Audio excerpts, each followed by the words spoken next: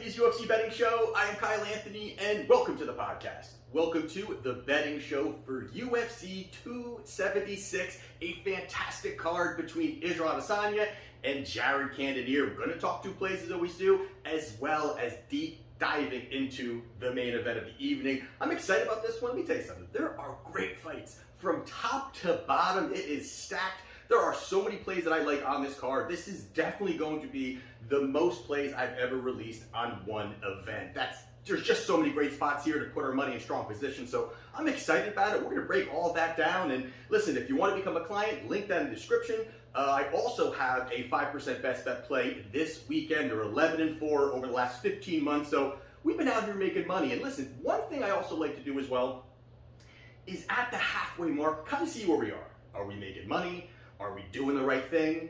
So I actually tweeted this out. If you do want to follow me at Kyle Anthony UFC on Twitter, right now we are profiting for clients 81.49 units so far this year, and we are hitting at a 61% winning percentage clip. We're really doing some great things here. It feels good to kind of look back, but also we got to keep going forward. I always talk about that here, win or lose, we got to keep going forward. There's so many events, so many opportunities. That's what we're going to be doing. And the other thing real quick you want to go over is this Friday on MSG Network, I will be hosting some conversations with Al Iaquinta this weekend. We're going to be on the Better Hour on MSG Network. So if you want to get into that, you want to take a look, go take a look at it. Appreciate all the support there as well. And last order of business is if you're going to be in Vegas, August 20th, 21st, somewhere in there, Wager Talk is having a big event out there, so I suggest you guys go out there. All the cappers are going to be out there. Everyone's going to be there. We're going to have a great event, a great time, so I'll be out there for about 4 nights. So if you're out there, DM me, let me know what's going on. But besides for that, we are going to break down the main event of the evening between Jared Cannonier and Israel Adesanya. Now, if you look at this line right now, we got Israel Adesanya a -480. And to come back here, we've got Jared Cannonier. He is +330. So we're going to be doing what we do here. We're going to break down 3 fights for each fighter, see what we see if one fighter can expose the other fighter, and if the line makes sense to place a wager. So the first person we're going to be talking about here is the current champion, Israel Adesanya, and 3 fights ago, he fought Jan Blachowicz. Now, this was a fight here where I think a lot of people, when they remember this fight, they kind of look at the fact that, hey, Jan just took him down, or Jan controlled him. The one thing about this fight, a couple things actually, but the one thing is you definitely saw the elevation of takedown defense. It's starting to get there for Adesanya. Now, Blachowicz is a big dude. Adesanya came in light in this fight, so it's definitely some different things compared to what we're going to see Saturday night. But he moved up in weight, trying to take on Blachowicz, and the one thing there was the takedown defense rate. But also the big part of this is really going to be the fact that Jan is so good at checking leg kicks, and that really kind of pushed this fight more towards Jan as the fight was going on. Not only was he really outlanding Israel in certain spots, because Israel, I think, was worried about the takedowns, the threat was there, it kind of kept him out of rhythm a little bit, but he was checking so many of those leg kicks, and that's one thing that Jan has that we've talked about a couple times in the show, is that he just is really great with timing these checks, and that kind of took another weapon away from Israel throughout the fight. And going through the fight, he had to worry about the takedowns, but, the striking, it just seemed like he couldn't really get into rhythm. And again, at range, he was worried about the takedowns. So there was a lot of kind of mechanics going on there. The way that later in the fight, the way that Jan really mixed it up, was able to get the takedowns, was able to kind of lay on him in one of the rounds, and kind of start to pull away in the scorecards here. So it was a different situation here where you look at, could something like this happen where Cannonier looking to take him down? We'll talk about that in a little bit, but in this fight here, Israel Adesanya loses to Blachowicz via decision. 2 fights ago, Israel fought Marvin Vettori. Now, this one here is one we don't really have to break down too much here, because it was kind of, Vettori has, the big part here was, hey, can Vettori take him down? Can Vettori take him down? That's, hey, can he take him down? Can he control him? And early in the fight, Marvin was trying to move forward. He was trying to march forward. He was trying to really, create less space, which he did a great job there. I give him credit because he really walked Israel down throughout that fight. but his striking, his technical striking just isn't there. He's willing to go in there in the pocket. He's willing to push forward. He's willing to look for those level changes. He's willing to take the shots and move forward. Israel was picking apart his legs, again, utilizing the leg kicks big time there, trying to push him up against the fence. He just really couldn't do much. And Israel pretty much was backpedaling, but outlanding, firing, outlanding, countering, a lot of things there. He just couldn't get in. Even when times when Vettori got him down, Israel was very, very just calculated the way he kind of got out of the scramble or able to kind of get out. All he's doing right now is focusing on that. We're seeing a lot of that as we go through his fights, that he is just really, really elevating that part of his game. But in this fight here, Israel did get, Vettori did get his back at one point, which got a little hairy there. But Israel, again, he was able to kind of scramble, change position, reverse position, and ended up being okay. But throughout this fight here, this was all Israel Adesanya, start to finish. He won 50-45 on pretty much every single card. So there you have it there. Israel Adesanya wins via decision. Most recently, he fought Robert Whittaker. This is part 2. Now, this was a great fight because this was, Whittaker got absolutely sparked in their last time. Could that happen again? How is it going to be able to, could he dictate the pace of the fight? And once again, right away, you saw Israel goes out there, he starts landing big leg kicks, hurting Whittaker. Whittaker was in a position where in that first round, he looked completely lost in that fight. I mean, even after that first round, Israel dropped him in the first round also, and Whittaker goes back to his corner, and he's looking at his corner like, what the hell is going on? He looked just unmotivated. He looked like he was drained. He even talked to his corner and said, listen, I can't, I'm struggling with this. I'm struggling with these leg kicks. He knows how to attack my legs. And Israel, Israel, the way he sets up these leg kicks, it's really no movement. He doesn't really show much. It's just right from the hip. He's able to fire those leg kicks really, really perfectly and then be ready for the counter. And he's very, very good at that. But as the fight kind of went on, Robert started to kind of get into his groove a little bit, pushing forward a little bit. And even on some of these takedowns, again, even when Whittaker got it, Whittaker again, hey, I'm going to go for these takedowns. Let me control Israel for a round, get some ground and pound, get some top position, maybe win the round. And even in the spot here, he landed 4 of 9 takedowns, which is fairly good, but no control time. He really wasn't able to control Israel on the ground. Israel again scrambling, got right back to his feet. It's really showing he's utilizing, again, all of his limbs to get up, to get out of danger, and it's really starting to show. And against the last 2 guys there, against Vettori and against Whittaker, he really showed a lot. But throughout that fight, both guys were landing, and Israel controlled the center of the cage the entire time. He was able to kind of, it was close. Some of these rounds were very close. So some people said, hey, did Whittaker win? I still gave it to Adesanya, but with that being said, Israel really controlled the center. He controlled the center. He was, landing good shots, but he was very comfortable being at range. He was very comfortable. Hey, if Whittaker's going to stay on the outside, I'm going to work him out from range, and if he's coming inside, I'm going to be ready for the takedowns. And that's kind of this little game where Whittaker couldn't really dominate a round or control a round. I think there was one round he did pretty well, but some very close rounds in there. So either way, Israel Adesanya does go out there and get the decision victory over Robert Whittaker. And there's here we've got Jared Cannonier. Jared Cannonier again plus 330. And 3 fights ago he also fought Robert Whittaker. And this was an interesting fight here where I did like Cannonier going into this fight. I thought that he would be able to kind of dictate the pace a little more. But as we all know, early in that first round, Whittaker throws a head kick. Cannonier blocks it, breaks his arm, or fractured it, wherever it was, the damage of that. And he didn't throw a punch almost throughout the fight, which I gotta say says a lot. The fact that he kept this fight decently close, utilizing leg kicks, trying to just really pick him apart in that manner, because Whittaker was popping out the jab, really a lot of movement from Whittaker too, in and out, bouncing around. This was a 3-round fight. It helped Whittaker. Whittaker's been used to a lot of these 5-round fights, and I think he was able to kind of really step on the gas on his movement, which made it hard for Jared, even though, again, at that time, he had no idea that Jared, was injured or hurt or anything like that, but he really, really set the pace nicely. And again, I think it's impressive that Jared actually kept this pretty close over 3 rounds, but he did clearly lose 2-1 in this fight here. So Robert Whittaker does beat Jared Cannonier via decision. And then 2 fights ago, Jared fought Calvin Gastelum.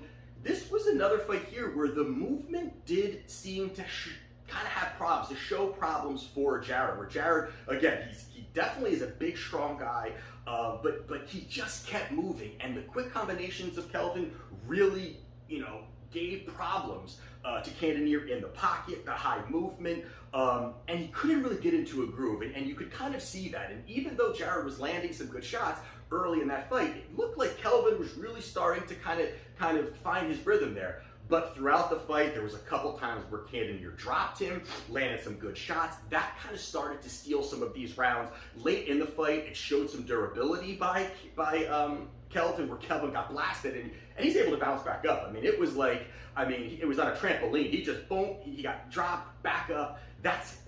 We've seen that from Calvin, his durability, his toughness. That's kind of how he's been able to kind of survive some of these brawls that he's been in.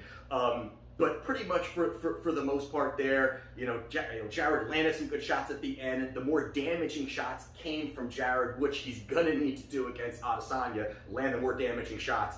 But it was a close fight. Either way, it did go to Jared Cannonier via decision.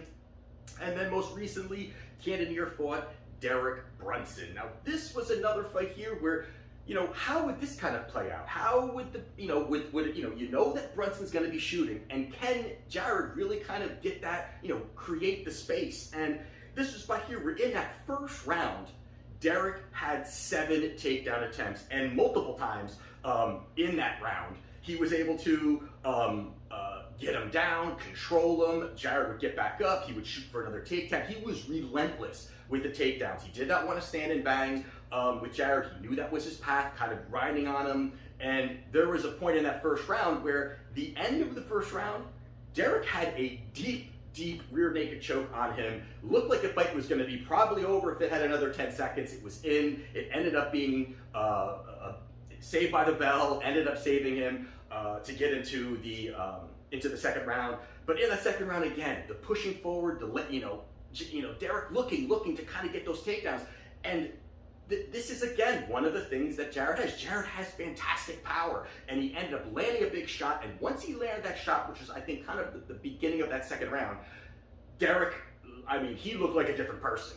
As soon as he got rocked, he ended up taking the shot. But his hands were down. He was moving very awkwardly. You even heard Joe Rogan and them on the announcing table. They're kind of like, what's kind of going? He definitely got hit there, but he is not recovering.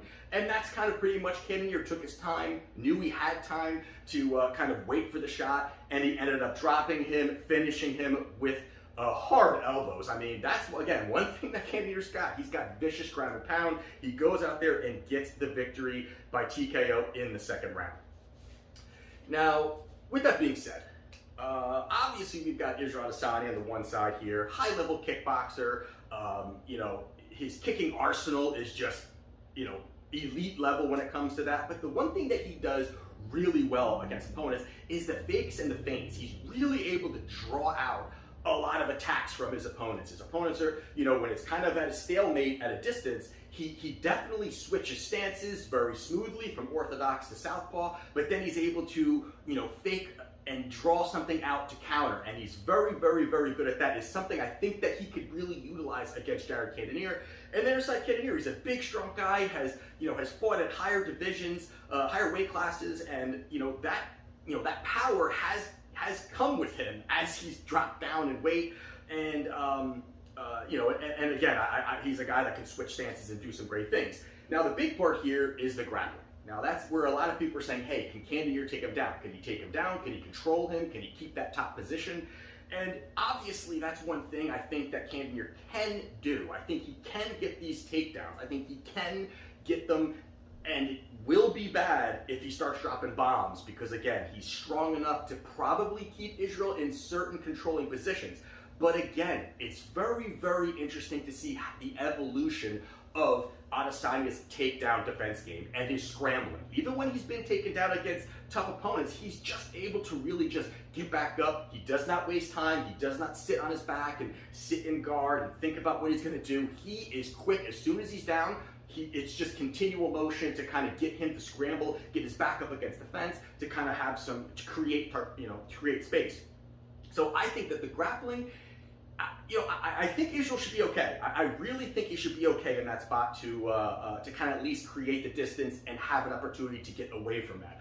But the other side of it here is the leg kicks, and that's something that Israel consistently uses. He's really, really good at range, firing the leg kicks. And on the other side of that is Cannonier's good at checking leg kicks. He's very good at checking leg kicks. He is, he throws his own with a lot of power. And I'm not really sure if I think he's going to be able to just pick, go leg kick for leg kick against Adesanya. I think that would be a terrible, terrible idea if he goes out there and tries to do that. And I think that checking the leg kicks could minimize some of the damage, because that's something that Israel is going to be firing off consistently in that first round, in that second round, to take some power away from Cannonier, take some of that movement away from Cannonier, and then from there, Israel with his great movement, can start to pick Cannonier apart throughout the fight.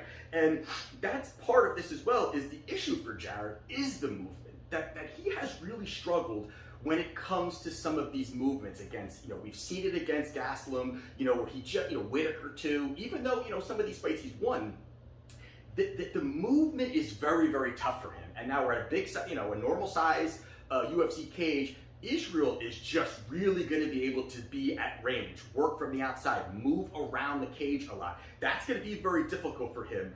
And for cutting distance, that's going to be tough, because if Cannonier needs to get inside, another advantage for Adesanya is he's got a 3-inch reach advantage. So he's got a reach advantage, as well as he is very rangy with his striking. I always kind of talk about that. I always utilize Amanda Nunes and how she throws punches, where her power is extended when her arm is completely extended. That is something that Adesanya has. His arm can be completely straight when he's throwing punches. He doesn't need to throw the big hooks and use his body. He's just able to kind of pop out these big shots, these heavy shots. So it's going to be hard for Cannonier to get the takedowns or work the takedowns or cut distance to land the big shots. So that's going to help Adesanya there, where he's going to have the reach advantage as well as the rangy striking. But the fact that Israel is comfortable at range, and this is where I think the fight starts to get a little bit further into the fight. And I think the fact that we have seen Israel Adesanya throughout the last few fights, that he's okay kind of being at range. He's okay, I wouldn't really say point fighting, because he has the ability to finish a guy, but he's very risk averse. His risk management now has changed, where he's okay. Listen, if this guy's got the power, I'm not gonna go in there and just trade shots with him. And he realizes that, and against guys who have been much stronger than him, he has really kind of implemented that game plan to say, I'm gonna stay at distance, I can outstrike you for the 5 rounds. And that's where things start to get a little bit further here. And yes, if a guy is hurt, Israel will go for the kill. If he's hurt the guy, he will find an opportunity and dig in and start landing the big shots. But if it's just a back and forth, he is okay being at range. So I think that could push this fight a little bit further, as well as the takedown threat. Now, we've seen that Israel does not want any part of takedowns.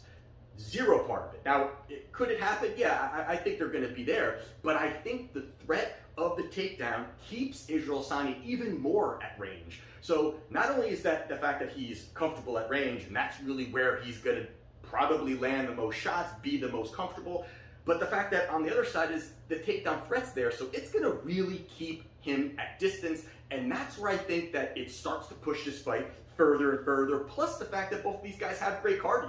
So it's not that, hey, if they go to deep water, Cannonier is not going to be there, or that kind of thing. I just really think that this fight, I mean, first of all, the fact that it's minus 480 is a pretty wide line. I think it's way wider than it should be.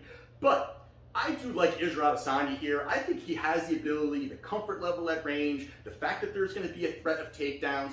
I think that he's okay point fighting in certain spots and just completely outstriking Jared Cannonier using his 3-inch reach advantage.